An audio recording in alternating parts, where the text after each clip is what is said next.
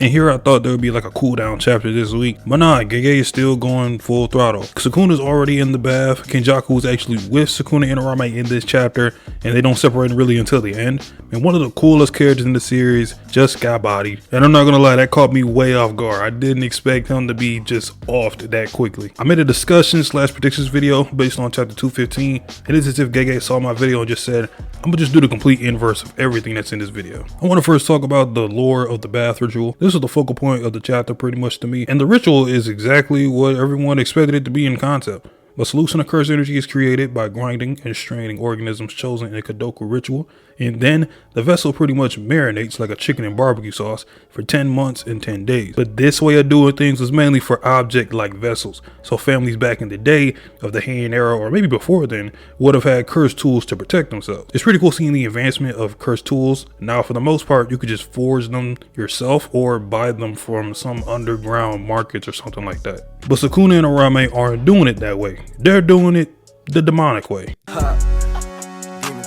They're using the leftover cursed spirits in the Zenin clan training spot as a way to reconstruct the ritual, and the cursed energy / blood from the cursed spirits are going to be the bathing liquid for Sukuna. Also, I got to point out the fact that Uraume has this huge butcher's knife and she's mincing and cutting the cursed spirits and freezing them as if they're being prepared to be eaten. It shows how she was a chef for Sukuna as well, and probably how she fed him to humans back in the day. And I'm a bit curious if the original ritual of the bath that was used for the cursed tools is going to be referenced again later down the line.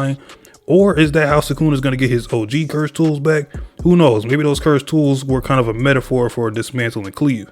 But the bath is for him to get closer to evil or darkness in some translations, in a way to suppress Megami's soul even more. Also, like how Kenjaku was curious about the bath and wanted to learn more about what they were doing, almost as if he's acting like the audience himself. Kenjaku right now cannot merge with Tengen until the Culling Games have ended, and apparently the only reason he was able to create something like the Culling Games was because he shouldered a binding vow to end the never-ending game. But he doesn't explain how he's gonna speed up the process of it, sadly, because it didn't matter at the time, I guess.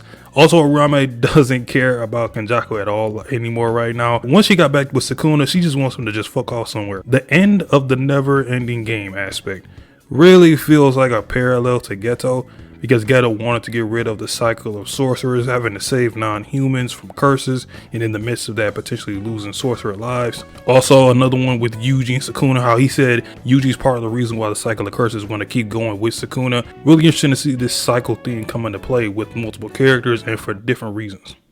Now Sukuna rises from the bath like a demon, even though the man's cheeks is out, but Kenjaku asks him why is he keeping the face, and Sukuna replies that it's better to face the sorcerers this way.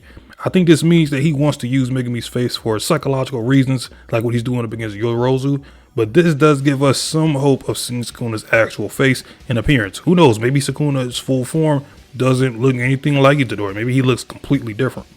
Sumiki, now known as Yorozu, is in Sendai, and Sukuna wanted to know where he was. Yes, he, not she. Yorozu is some old dude that took Sumiki's body, and clearly he's had a little bit of too much fun with the body.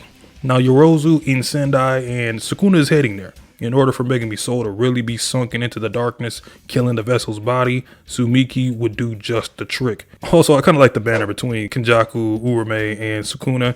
You got these 3,000-year-old beings just acting like regular modern-day teenagers in some of these panels, yet these three together could potentially end the world if they really wanted to. But the interesting part of this exchange was that Kenjaku offered Sukuna a ride to Sendai in exchange for his points. Kenjaku now has enough points to make a rule. I'm very curious as to what he's going to do with it. And this is the first time Kenjaku and Sukuna had some sort of conversation. So this is a big W on that end. I feel like the points or the rules he's going to be making has something to do with him kind of speeding up the end process of the Culling Games. And now we finally get to see Ryu and Uro from the Sendai colony. It's been a while, but they aren't in a good spot right now. They felt Sukuna's energy and aura, and they were both shook, especially Uro. Uro was the most shook because she knows of Sukuna and probably seen him at his strongest. She's hiding somewhere in a building and just sweating bullets. Sukuna walks straight to Ryu, and I wish he ran away because Sukuna gave him the option to run if he wanted to. But we know Ryu was always looking for that strongest person to test himself. He even said, "This is too sweet. when he felt Sukuna's aura, and he's not gonna back away from a challenge like this. He was able to tank with Fleet Slash, but Sukuna underestimated him and said he was impressed. He tried to turn him into a fillet of fish. He apologizes for taking him so lightly. But this shows Sukuna isn't too bad of a guy.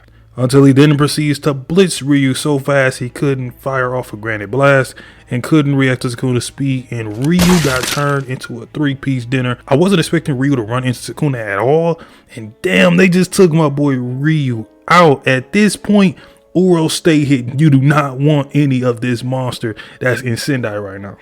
Yorozu and Sukuna are getting ready to square off, and it looks like a soccer field. And I did not expect to see Sumiki look this sexualized at all in my lifetime. And Sukuna calls Yuji ugly to end the damn chapter. Our first battle between two sorcerers from the Heian era. This is going to be pretty interesting. And something I wanted to touch on was before Sukuna actually went to look up Sumiki's location, he looked at his hands and he saw a cut. I feel like this was an important panel to this entire thing. This more than likely means Megumi is holding back Sukuna so much that he can't fully heal, which will come into play big, especially if Yorozu was actually able to damage Sukuna somehow. We'll see how strong Yorozu really is. Me personally, I'm not really expecting all that much. I know he's from the Heian era, which was like the golden age of curses and sorcerers, but something about Yorozu I just don't see a big potential out of. Regardless, this fight is going to be pretty big in terms of what this could really mean for Megumi and Sumiki.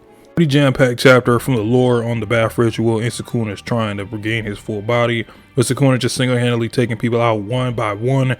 If he runs into Yuta and Gege gives us Yuta versus Sukuna as a plot twist, I would be highly invested and interested, but I got a feeling Yuta's actually heading towards Tokyo right now. If he's somehow still in Sendai, things are going to get really interesting, to say the least.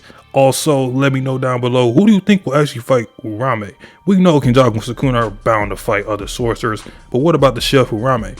I'd love to see her fight someone and have an epic clash between ice and something else. I don't know. But subscribe if you already have it. Leave a like. I'll holler at you on the next one. Peace. How I got my choice of things, got it loud in the street. Boy, it's wild.